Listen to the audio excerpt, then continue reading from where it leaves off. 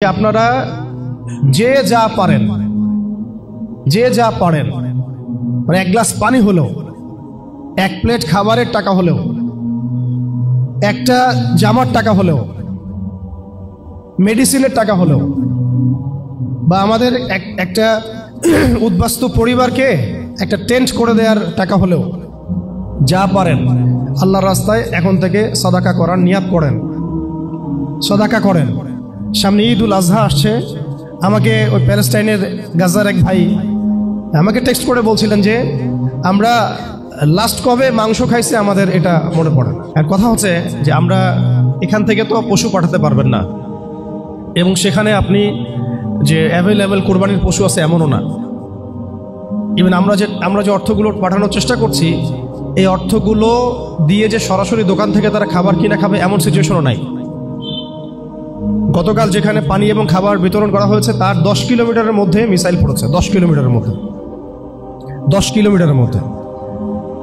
তো আমি জিজ্ঞাসা করলাম যে আপনারা কিভাবে তাহলে খাবার মেক করছেন?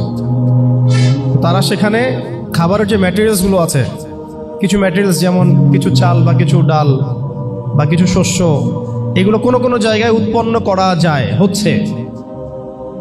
আবার কেউ হয়তো ত্রাণ পাঠাচ্ছেন, কেউ সেল করছে। সিচুয়েশনটা খুব ডিফিকাল্ট, এটা বোঝানো যাচ্ছে না।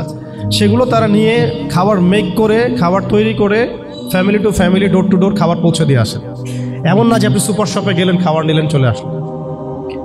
তাই আমি আজকে, এর আগে হয়তো এভাবে আমি আহ্বান করি নাই, বাট আজকে এভাবে খোলামেলায় আমি পুরো দেশবাসীর কাছে আহ্বান করছি, অনলাইনের মাধ্যমেও, যে আমরা আসন্ন কুরবানি ঈদে আমরা চেষ্টা করি, আমাদের তো কুরবানি মানে নফসের কুরবানি তো আছেই, পশুর কুরবানি তো আছেই, প্রবৃত্তির কুরবানি আছেই, আমরা আমাদের মাল কুরবানি করার চেষ্টা করি ইনশাআল্লাহ। এই ঈদে না হয় আপনি 1 লাখ টাকা দামে গরু কেনার দরকার নাই, আপনি না হয় 50,000 টাকা দামে গরু কিনেন, কুরবানি হবে না, বাকি টাকাটা গাজায় পাঠায় দেন। এই ঈদে আপনি 5টা খাসি না দিয়ে 1টা খাসি দেন, বাকি টাকাটা পাঠায় দেন। এই ঈদে এমন ফিকির করি আমরা, আমাদের আয়ের অন্তত ধরেন আয়ের 10%, মোট আয়ের 10% করে যদি আমরা সবাই দেওয়ার চেষ্টা করি, আমার মনে হয় আমরা এখান থেকে কোটি কোটি টাকার ফান্ড পাঠাতে পারবো ইনশাআল্লাহ। অন্তত আমাদের ভাইরা কিছু খেতে পারবে, পানি পান করতে পারবে, খেতে পারবে, পানি পান করতে পারবে। হয়তো আমাদের বাচ্চারা একটু দুধ পাবে, একটু বেবি ফিড পাবে। বাচ্চাদেরকে যে মায়েরা খাওয়াবেন, সেই মায়েদের তো বুকের দুধও শুকিয়ে গেছে। কি খাওয়াবেন তারা চিকিৎসা নিতে গেলে হাসপাতালে বোম মারা হচ্ছে, বাচ্চারা শরণার্থী শিবিরে খেলাধুলা করছে, ওখানে বোম মারা হচ্ছে। অন্তত পক্ষে যতটুকু আমাদের পক্ষে সম্ভব, এইটুকু যদি আমরা না করি, ওয়াল্লাহি আল্লাহর কসম করে বলতেছি, কাল কিয়ামতের মাঠে আমরা কেউ এর দায়মুক্ত হতে পারবো না। আপনি এটা বিশ্বাস করেন যে কাল কিয়ামতের মাঠে আমাদেরকে আল্লাহ পাক অবশ্যই জিজ্ঞাসা করবেন এটা নিয়ে। ইচ অ্যান্ড এভরি ইন্ডিভিজুয়াল মুসলিমকে আল্লাহ পাক জিজ্ঞাসা করবেন।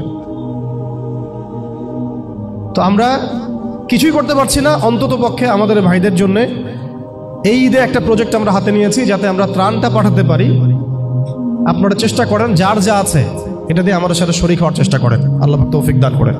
পাশাপাশি আরও অনেক ভাইরা অনেক ফাউন্ডেশন থেকে কাজ করছেন, যে কোনো ফাউন্ডেশন হোক না কেন, যে কোনো অ্যাসোসিয়েশন হোক না কেন, আপনারা অন্তত শরীক হন, অন্তত শরীক হন। আমরা বাংলাদেশ থেকে এর আগে রোহিঙ্গাদেরকে আমরা আশ্রয় দেখিয়ে দিয়েছিলাম, যে আমরা 10 লাখ রোহিঙ্গার দায়িত্ব নিয়েছিলাম। যখন সরকার এনজিওরা আসে নাই, তখনও কিন্তু বাংলার মানুষকে খাইয়েছে, তাদেরকে কাপড় দিয়েছে, তাই নাই, তাবু নির্মাণ করে দিয়েছে। এটার মিসাল আমাদের আছে, ওই কলিজা আমাদের আছে না? আমি আজকে এটা উদাত্তভাবে আপনাদের কাছে আহ্বান জানাচ্ছি, অন্তত পক্ষে আসন্ন ঈদ উল আজহায় আপনারা সবাই যার যা আছে এইটা নিয়ে আমাদের মাজলুম ভাইদের পাশে দাঁড়ান। আল্লাহ পাক তৌফিক দান করেন।